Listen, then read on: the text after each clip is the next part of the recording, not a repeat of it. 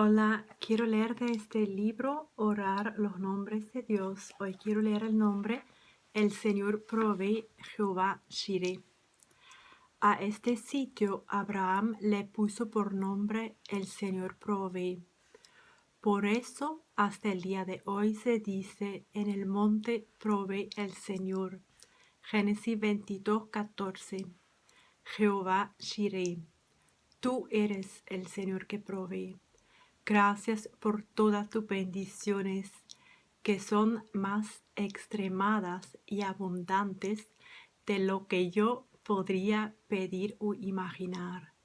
Gracias por el perdón y por la fe, por la risa y por el amor, por la familia, por las amigas, por la comida, por el refugio, por el trabajo, por el descanso y por el juego.